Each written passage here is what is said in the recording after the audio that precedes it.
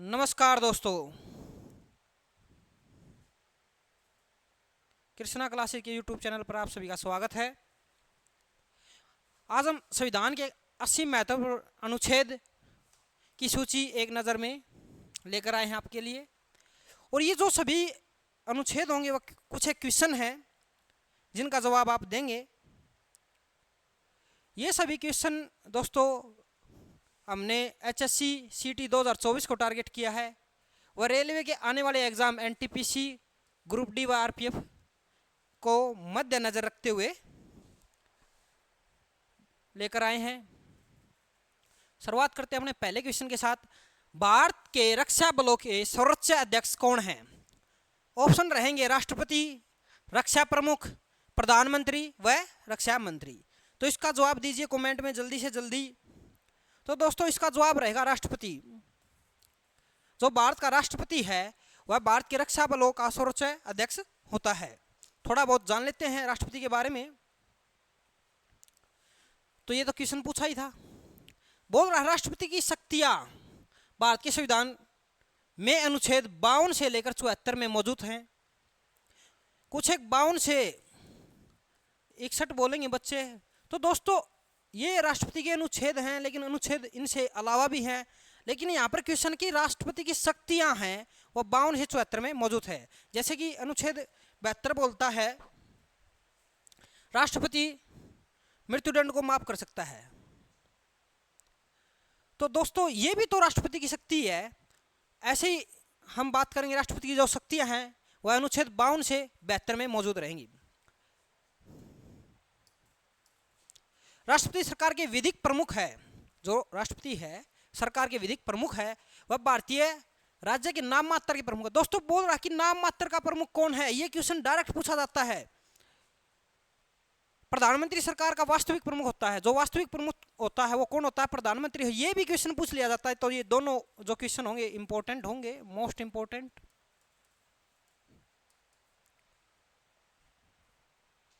कुछ एक महत्वपूर्ण अनुच्छेद उनके बारे में चर्चा करते हैं जो बार बार एग्जाम में पूछ लिए जाते हैं। अनुच्छेद 1 संघ व राज्य का नाम व क्षेत्र। अनुच्छेद 3 में बोल रहा है नए राज्यों का गठन तथा विद्यमान राज्यों के क्षेत्रों, सीमाओं या नामों में परिवर्तन। तो दोस्तों क्या है इसका मतलब? ये बोल रहा है कि नए राज्यों का गठन किया जा सकता है अनुच्छेद 3 के तहत। वह जो विद्यमान राज्य हैं, जो प्रेजेंट में राज्य हैं, जैसे हरियाणा, पंजाब, राजस्थान, उत्तर प्रदेश, हिमाचल प्रदेश, इन सभी राज्यों की सीमाओं को घटाया जा सकता है, वह भी बढ़ाया भी जा सकता है और इनके नामों में भी परिवर्तन किया जा सकता है। अनुच्छेद नंबर 13 बोल रहा है मौलिक अधिकारों से असंगत या फिर उनका अपमान करने वाले कानून। जो भी मौलिक अधिकारों या फिर कोई भी असंगत तरीके से उनका अपमान करेगा तो अनुच्छेद 13 के तहत कार्रवाई होगी। अनुच्छेद नंबर 14 बोल रहा है विधि के समक्ष समानता। अनुच्छेद 16 में बोला गया है सार्वजनिक रोजगार के मामलों में अवसर की समानता।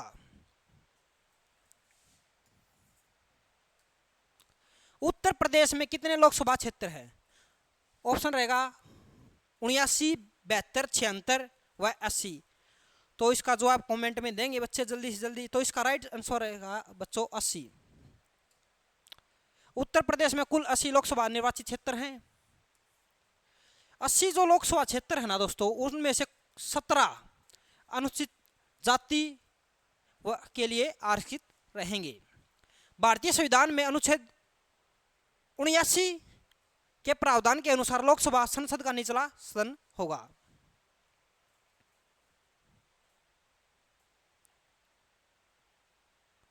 लोकसभा आवश्यक मताधिकार के आधार पर प्रत्यक्ष चुनाव द्वारा चुने गए लोगों के प्रतिनिधियों से बनी है।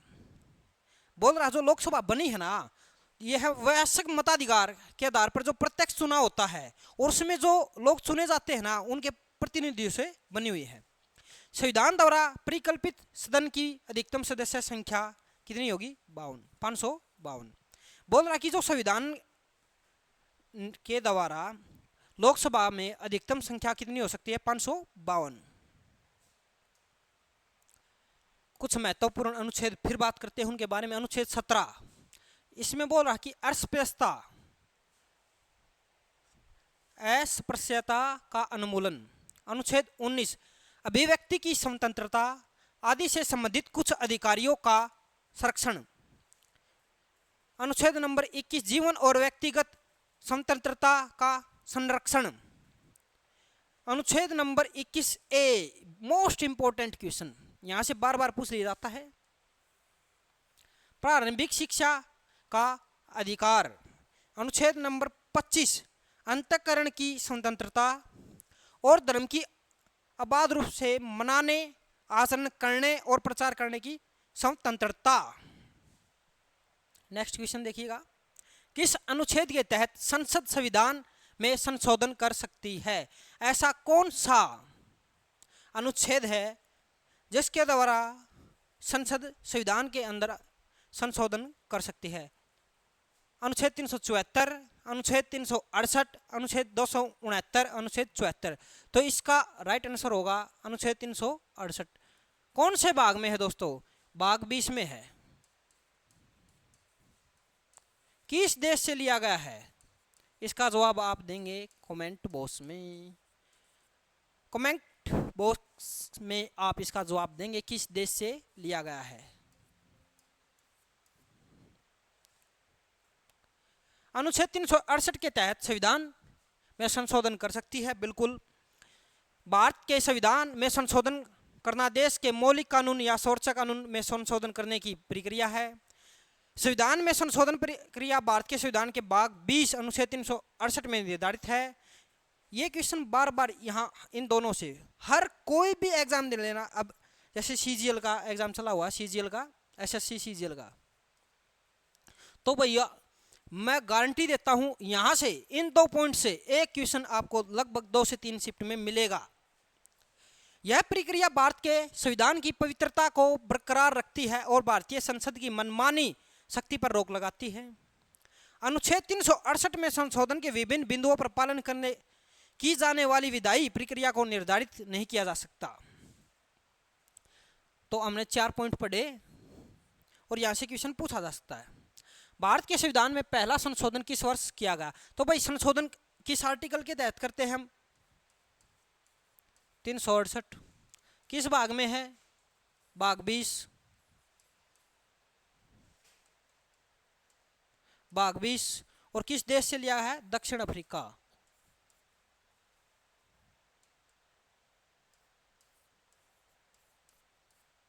दक्षिण अफ्रीका, ठीक है। तो क्वेश्चन है भारत के संविधान में पहला संशोधन किस वर्ष किया गया था? तो इसका जवाब होगा दोस्तों 51, 52, 50 व 53। कमेंट करिए जल्दी से। इसका जवाब है 1951। भारत के संविधान में पहला संशोधन 1951 में किया गया। इसमें अनुसूचित जातियों, जनजातियों और पिछड़े वर्ग के कल्याण के लिए संशोधन किया गया था। इसमें शैक्षणिक संस्थानों में आर्थिक रूप से कमजोर वर्गों के लिए 10% कोटा प्रदान किया गया। बोल रहा कि भाई जैसे जहाँ भी शिक्षा प्रदान की जाती है वहां पर 10% का कोटा दिया जाएगा कमजोर वर्ग के लोगों के लिए। इस संशोधन के द्वारा इसमें अनुच्छेद 15, 19, 85, 87, 174, 176, 341, 342 व 372 व 376 में संशोधन किया गया। भारतीय संविधान में 9वीं अनुसूची भी जोड़ी गई। मोस्ट इंपोर्टेंट क्वेश्चन दोस्तों, आपको यहां पर एक क्वेश्चन के माध्यम से लगभग 6 से 7 क्वेश्चन करवाए जा रहे हैं। अनुच्छेद 31A और 31B भी जोड़ा गया। राज्यसभा के कितने सदस्य राष्ट्रपति द्वारा मनोनीत किए जाते हैं? तो इसका जवाब रहेगा 12 सदस्य। वह 12 सदस्य कौन से हैं? वह राज्यसभा के बारे में थोड़ा चर्चा करते हैं। संसद भवन, जिसमें संसद भी कहा जाता है, संघ की विधायिक का है, और इसमें अध्यक्ष और 2 सदन, उच्च सदन व निम्न सदन है। जो उच्च सदन है दोस्तों वो होती है राज्यसभा, और जो निम्न सदन होती है उसको बोलते हैं लोकसभा। उच्च सदन को राज्यसभा या फिर राज्यों का परिषद भी कहा जाता है, जबकि निचले सदन को लोकसभा या people of the house of the peoples भी कहा जाता है। राज्यसभा के सदस्यों की अधिकतम संख्या 250 होती है, जिनमें से 12 मनोनीत होते हैं। जो 12 मनोनीत होते हैं, यहाँ से क्वेश्चन पूछ लिया जा कि किस क्षेत्र से होते हैं, तो साहित्य, विज्ञान, कला व सामाजिक सेवा जैसे क्षेत्रों से राष्ट्रपति द्वारा मनोनीत किए जाते हैं। शेष जो 238 राज्य और केंद्र शासित प्रदेशों के प्रतिनिधि होते हैं। देखिएगा, भारतीय संविधान की 8वीं अनुसूची में कितनी भाषाओं को सूचीबद्ध किया गया है? तो कुल कितनी अनुसूचियां हैं दोस्तों?